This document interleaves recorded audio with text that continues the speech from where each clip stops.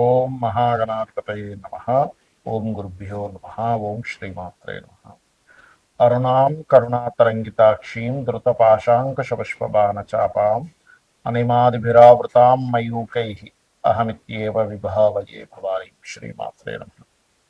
ప్రేక్షకులకి ఆ లలితాంబిక అమ్మవారి యొక్క అనుగ్రహం పరిపూర్ణంగా కలగాలని స్ఫూర్తిగా కోరుకుంటూ మనం ఈరోజు సూర్య భగవానుడి యొక్క మార్పు మూలంగా కలిగేటువంటి గొప్ప ఫలితాలు ఏమిటి, అదేవిధంగా ఏ విషయాల పట్ల చక్కగా ఉంటుంది, ఏ విషయాల పట్ల జాగ్రత్త వహించాలి, మరియు సూర్య ఉపాసన వల్ల ప్రత్యేకంగా మనకి ఈ ఆగస్టు 17వ తేదీ నుంచి సెప్టెంబర్ 16వ తేదీ వరకు నెల రోజుల పాటు సింహరాశిలో తన ఓన్ హౌస్లో సూర్య భగవానుడు కేతువుతో కలిసి ఉంటాడు.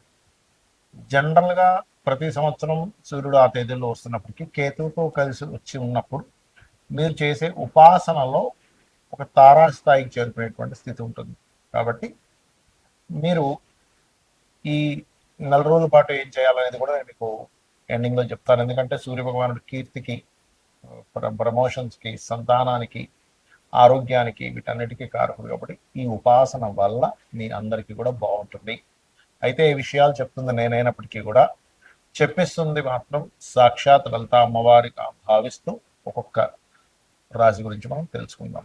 మిథున లగ్నము, మిథున రాశి. ఇక్కడ కన్ఫ్యూజన్ ఏమీ లేదు. లగ్నం తెలిస్తే లగ్నం నుంచే చూసుకోండి, లేదా రాశిని చూసుకోండి. చాలా మంది ఏమంటే ఇది చూసుకోవాలంటూ ఉంటారు. లగ్నం తెలిస్తే లగ్నమే ప్రధానం, లేదంటే రాశిని చూసుకుంటారు, ఏమీ లేదు. అయితే ఇక్కడ మీకు 3వ స్థానంలోకి 3వ అధిపతి, ఇది పరాక్రమ స్థానంగా చెప్తూ ఉంటారు. పరాక్రమ స్థానము ఏదైనా ఒప్పందాలు చేసుకునేటువంటి స్థానంగా చెప్తూ ఉంటారు. కొంచెం కేతు ఉన్నందుకు పరాక్రమంగా మీరు ఏదైతే ధైర్యంగా కొన్ని పనులు చేస్తారో దానివల్ల సక్సెస్ రేట్ అనేది ఉంటుంది. అందులో ఎటువంటి సందేహం లేదు. సక్సెస్ రేట్ ఉంటుంది. మీరు చేసిన ప్రయత్నం ఫలిస్తుంది. 3లో రవి కేతువులు ఇద్దరు ఉన్నందుకు. కాకపోతే ఒక్కొక్కసారి ఏమైపోతుందంటే మనం పర్ఫెక్ట్గా ఉన్నాం కదా అనే ఒక భావనలో అవతల వాళ్ళు ఏదైనా అన్నప్పుడు మనకి ఊరుకోబెట్టి పుట్టగా నేను నిజాయితీగా ఉన్నాను, ఎందుకు ఇలా మాట్లాడుతున్నాను అని మనం ఒక్కొక్కసారి వాళ్ళకి కావాలనవచ్చు, లేకపోతే కామన్గా అనొచ్చు, ఏదో జనరల్గా అందరినీ అన్నట్టుగా మిమ్మల్ని అంటాం. కానీ ఈ కమ్యూనికేట్ చేసేటప్పుడు 2 పాపగ్రహాలు 3లో ఉన్నప్పుడు కొంచెం అగ్రెసివ్ కమ్యూనికేషన్స్ వస్తుంటాయి. ఎందుకంటే ఇక్కడ 6, 11 అధిపతి అయినటువంటి కుజుడు కూడా 4లో ఉన్నాడు. సో ఇది ఏమవుతుంటుందంటే ఒక్కొక్కసారి ఈ 3లో 2 గ్రహాలు ఉన్నప్పుడు ఏదైనా ప్రాపర్టీ అమ్మడానికి మంచిదే, కానీ 4లో ఎప్పుడైతే కుజుడు ఉన్నాడో ఇది కొనడానికి మాత్రం 1కి 4 సార్లు ఆ ప్రాపర్టీ ఎలా ఉంది, ఏమిటి, ఏదైనా ఇబ్బందా, లేనట్లయితే మీరు ఏదైనా ఒక చదువు సంబంధించిన విషయం, ఎందుకంటే 3లో ఉండే గ్రహాలు ఎప్పుడు కూడా ఈ ప్రాపర్టీని, విద్యని, తల్లిగారు ఆరోగ్య విషయం మీద దీని ఎఫెక్ట్ ఎక్కువగా కొంచెం పాజిటివ్గా చూపించవు. కాబట్టి ఈ విషయాల్లో జాగ్రత్తగా ఉండాలి. అలాగే ఇక్కడ మరొక విషయం ఏంటంటే చూసుకున్నట్లయితే ఈ సప్తమ స్థానం కూడా కొంతవరకు మీకు, అంటే గురువు ఎప్పుడైతే లగ్నంలో ఉన్నాడో కొంత వివాహ సంబంధించిన విషయంలో కొంత స్ట్రెస్ ఉంటుంది, అనుకూలత కూడా ఉంటుంది చెప్పాలంటే. ఇక మీరు నిత్యము చేయవలసింది లలితా అమ్మవారి యొక్క ఆరాధన చేయండి, అన్ని విధాలా బాగుంటుంది. ఈ నెల రోజుల పాటు ఆగస్టు 17 నుంచి సెప్టెంబర్ 16వ తేదీ వరకు ఉన్నటువంటి సూర్యుడు న్యాచురల్గా 5th హౌస్లోకి ఎంటర్ అయినప్పుడు మనకి చెప్తూ ఉంటారు శాస్త్రాల్లో, సూర్యుడు నమస్కార ప్రియుడు అని. సాక్షాత్ సూర్యుల్లోనే అందరూ ఉన్నారని చెప్తుంది శాస్త్రం. అంటే ఎవరెవరు ఉన్నారు? పితృదేవతలు, అమ్మవారు. అందుకే చూడండి లలితాసహస్రనామాల్లో భానుమండల మధ్యస్థ భైరవీ భగవాన్ని, సూర్యచంద్రులు ఇద్దరు అట లలితాసహస్రనామాలు చెప్తారు నేత్రస్థానాల్లో ఉంటారట. అంటే మనం అనుకుంటాం మనం ఎవరికి కనబడకుండా మనం చాలా చేసేస్తున్నాం, ఎవరు చూడట్లేదని. సూర్యచంద్రులు సాక్షులట. అలాగే చెవుల స్థానాల్లో ఉంటారట. అంటే వీటికి తాటంక యుగలైపోత తపన ఉడుప మండల. అదేవిధంగా స్తనములుగా ఈ లోకాలని పాలించాలిగా. సూర్యచంద్రుల వల్లేగా వర్షాలు పడుతున్నాయి, ఔషధములు అవుతున్నాయి, పంటలు పండుతున్నాయి. అంటే కాబట్టి ఏంటి, అమ్మవారు తన చూపు చేత సూర్యచంద్రులు యొక్క సూర్యచంద్రుల సంబంధంతో ఉంటుంది. అన్నిటినీ చూస్తూ ఉంటుంది, అన్నిటినీ వింటూ ఉంటుంది, అన్నిటినీ పాలిస్తూ ఉంటుంది అంటుంటారు. కాబట్టి మీరు సూర్యచంద్ర ఆరాధన ఈజ్ ఈక్వల్ టు అమ్మవారి ఆరాధన. అందులో ముఖ్యంగా సూర్యుల్లో ఈశ్వరుడు ఉంటారు, నారాయణుడు ఉంటాడు, అంటే మహర్షులు ఉంటారు. అలాగే ఇక్కడ పితృదేవతలు, అప్సరసలు అందరూ ఉంటారట. అంటే ఒక్క సూర్య భగవాను కనుక ఆరాధిస్తే అనేక మంది దేవతలు, సకల కోటి దేవతలు అంటే సకల దేవతల యొక్క అనుగ్రహం మీకు కలుగుతుంది. దీంతో పాటు ఎవరైతే పర్టికులర్గా కొన్ని ఆటంకాలు కలుగుతున్నాయండి నాకు ప్రతి దాంట్లోని, ఎందుకంటే సూర్యుడితో కేతు ఉన్నాడు ఇక్కడ. ఈ సంవత్సరానికి అధిపతి కూడా సూర్యుడు అయ్యాడు.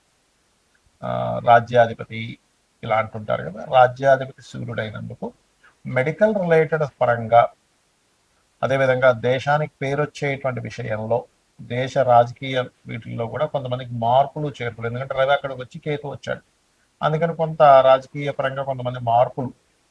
ఎందుకు ఇదంటే ఇది గోచార ఫలితాలు చూపిస్తున్నాయి ఇక్కడ. అదొకటి.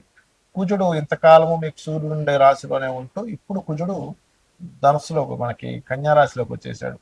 ఆ వచ్చేసి ధనస్సుని మీనాన్ని కూడా వీక్షిస్తున్నాడు ఆయన సప్తమ దృష్టితో, 4వ దృష్టితో. కాబట్టి ఇక్కడ ఏమవుతుంది అంటే క్లియర్గా ఇది భూముల యొక్క విలువలు పెరుగుతాయి, భూముల వల్ల కొంత వివాదాలు కూడా ఏర్పడతాయి, అలాగే కొంత ఈ భూకంపాలు కూడా రావడానికి ఎక్కువ స్కోప్ ఉంటుంది. కుజుడు ఎప్పుడైతే కన్యారాశిలోకి మనకి ఆల్మోస్ట్ జూలై ఎండింగ్ నుంచి స్టార్ట్ అవుతుంటుంది. కాకపోతే ఆగస్టు 17 నుంచి మనం ఈ చెప్పుకుంటున్నాం కాబట్టి ఆగస్టు 17 నుంచి వచ్చే ఫలితాలు కాబట్టి సూర్యుడికి సంబంధించినవి అవి. అయితే ఈ భూముల రేట్లు పెరగడం, ఈ రవి ఓన్ హౌస్లోకి వచ్చినందుకు దేశకాల మాన పరిస్థితుల్లో ఒక ఆరోగ్యానికి ఒక పెద్దపీట వేయడం, అలాగే ఇందాక నేను చెప్పినట్టుగా ఈ రాజకీయ మార్పులు కానివ్వండి, పేరు ప్రఖ్యాతలు రావడం కానివ్వండి, వీటన్నిటితో పాటు ప్రత్యేకంగా ఈ గురువు కూడా ఎగ్జాల్ట్ అవుతున్నాడు. అంటే రవికి అటు గురువు ఇటు కుజుడు వస్తున్నాడు గోచారం. అప్పుడు గురువు ఎప్పుడైనా వెనకాతలు ఉన్నప్పుడు, అది కూడా కర్కాటక రాశిలో ఉండి రవి అక్కడ ఉన్నప్పుడు ఏమవుతుంది అంటే కొంచెం బంగారం ధరల విషయంలో కూడా కొంచెం పెరిగి, ఆ సూర్యుడు అక్కడ ఉన్నంత కాలము పెరిగి తర్వాత మళ్ళీ ఆగుతుంది ఉట్టి కేతు అక్కడ ఉన్నప్పుడు. సిల్వర్ కూడా పెరుగుతుంది అక్టోబర్ నవంబర్ డిసెంబర్ మాసాల్లో. మళ్ళీ నెక్స్ట్ ఇయర్ మే నుంచి ఇంకా బాగా పెరుగుతుంది సిల్వర్ రేట్ అనేది. సో ఇక్కడ ఏంటంటే ఇవి పెరగడము, అదేవిధంగా కుజుడు ప్రత్యేకంగా ఈ సంవత్సరానికి అధిపతి, సైన్యాధిపతి కుజుడైన మన బుధుడైనందుకు ఇక్కడ ఏమవుతుందంటే కుజుడు కన్యారాశిలోకి ఎంటర్ అయినందుకు దాదాపుగా ఒక 20 దేశాల నుంచి మన దేశానికి ఆయుధాలను సరఫరా చేయమని, ఇప్పుడు కాదు ఆల్మోస్ట్ మీకు మిథునంలోకి ఎంటర్ అయినప్పుడే ఇచ్చేస్తాడు. అంటే ఒక 3 నెలలకి 4 నెలల క్రితమే ఇచ్చేస్తాడు. ఇప్పుడు ఇంకొంచెం అది ఇంకా స్ట్రాంగ్గా రావడం, తద్వారా దేశం యొక్క ఆర్థిక వ్యవస్థ ఇంకాస్త బలపడడం అనేటువంటిది జరగనుంది. ఇక ఈ సూర్య ఉపాసన చేసేటువంటి ఈ 4 రోజుల పాటు తీసుకోవాల్సిన ముఖ్యమైన జాగ్రత్తలు ఏమిటి అంటే, మనం ఒకటి సిద్ధించాలి అంటే కొన్ని పాటించాలండి. ఎందుకు మనం జిమ్కి వెళ్తాము, జిమ్కి వెళ్ళినప్పుడు జిమ్ ట్రైనర్ ఏం చెప్తాడు, బాబు నువ్వు ఈ ఫుడ్స్ తిను, ఈ ఫుడ్స్ తినకు అని చెప్తాడు. ఒక ఆయుర్వేదం వాడుతున్నాము, నువ్వు పలానా ఐటమ్స్ పక్కకు పెట్టి, లేకపోతే షుగర్ రివర్సల్ ప్రోగ్రామ్ చేస్తున్నాము, ఇవి తినకండి ఇవి తినండి అని చెప్తున్నాం. అంటే అవేవో చెడ్డవనో తినకూడనో కాదు, మీరు చేసే డైట్కి అది కరెక్ట్ కాదని. అలాగే సూర్య ఉపాసన చేసేవారు ప్రత్యేకంగా వీలైనంత మట్టుకు నాన్ వెజిటేరియన్ని, మధుము మాంసము అంటారు, శ్రీ తైల మధుమాంసాన్ని త్వజతే, ఆదివారాలు స్త్రీని కలవకూడదు, మధుము మాంసం తీసుకోకూడదు, తలకి నూనె రాసుకోకూడదు అనేటువంటి నియమాన్ని ఖచ్చితంగా పాటించాలి. సూర్య అనుగ్రహం ఉంటుంది. సూర్య అనుగ్రహం కనుక మీకు పరిపూర్ణంగా వచ్చింది అంటే ఒక్కసారి మీరు సూర్యుడి ముందు ఇలా నమస్కరించుకొని మీ క్వశ్చన్ అడిగితే మీ చెవుల్లో అతని యొక్క ఆన్సర్ వినిపిస్తుంది స్పష్టంగా. అది ఎవరికైనా, నాకు మీకు అందరికీ వినిపిస్తుంది. అలాగే ఆరోగ్యానికి ఆరోగ్యం ఉంటుంది, పేరుకి పేరు. చాలా మంది చూడండి, ఏమిటోనండి పేరు రావట్లేదు, మా ఆఫీస్లో నా క్రెడిట్ అంతా పక్కలు కొట్టేస్తున్నారంట. అలా కాకుండా మీ పేరుకి పేరు వస్తుంది. అదేవిధంగా పితృదేవతల అనుగ్రహం కలుగుతుంది. మరియు రాజకీయ పరంగా కూడా చక్కటి స్టేజ్కి వెళ్ళడం జరుగుతుంది. కాబట్టి చేయండి, అమ్మవారి అనుగ్రహాన్ని పరిపూర్ణంగా పొందుతారని మనస్ఫూర్తిగా కోరుకుంటూ శ్రీమాత్రే నమః.